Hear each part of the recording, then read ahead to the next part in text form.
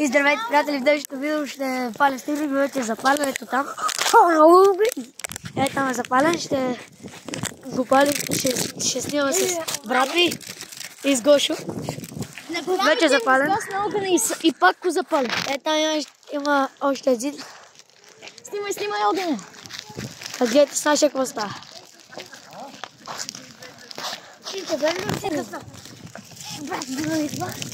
Димът е много голям, защото всичко беше мокро преди да го запалим и димът е много.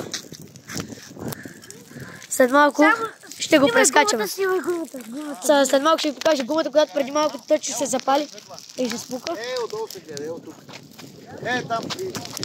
Гумата е изчезнала, хора. Ето я. Ето тук е тази малката точица, която не е такова. Ево да видиш гумата. Гумата почти се е разтопила. Хора, огънят става опасен.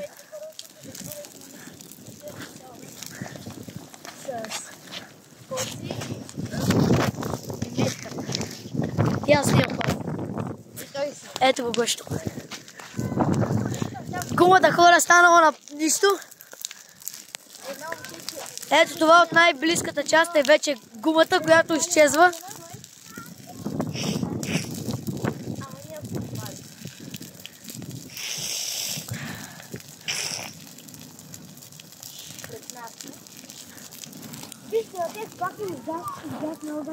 И хора тук са се приготвили трапезката. Прингълса, половината го взяхме, чашки сокче, другото сокче. Тук в тази чата имаме паржоли. Приятели. После ги. Тук сме сложили масичка. Абе аз не трябва да се доближавам много до този огън.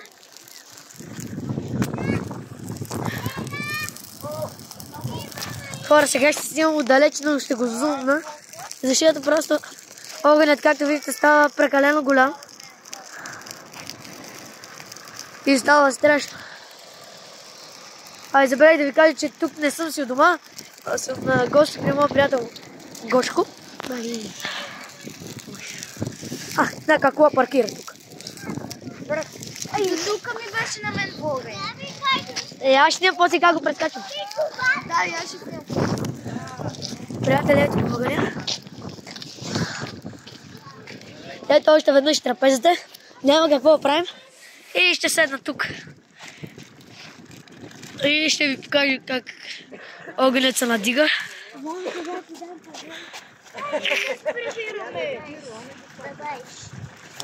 Хора, тук стана всичко дим. Ето ме, приятели. Това съм аз, когато дойде димът.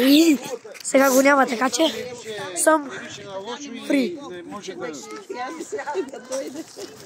Как се запалиха огъня, ама не е нищо. Ето го човекът, който ни пали огъня.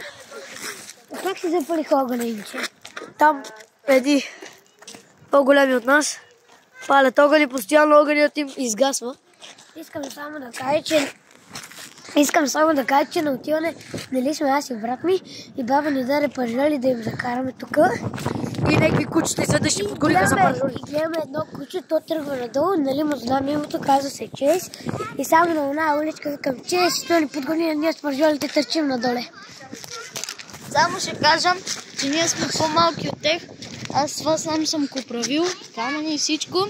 И само ни помага да го запалвам. Само да кажа, че тяхния огън пак се изгасва.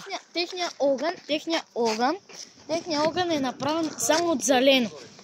Идва огъна към теб. Хора, огънът дойде към мен. Хора. Майко, маля, камерата ми бъгна. Огъня направо ми се набута в устата. Дойде ми... Малко се задавих. Тяхният огън го правят деца на около 15, ние сме на 7-8. Ние сме на 11-12. И вижте какво става. И постоянно изгасва. Ето го нашия. Огън. Не изгасва от как сме го запалили. Запалихме го с малко мъки, ама... Какво се прави? По небето хвърчат искри.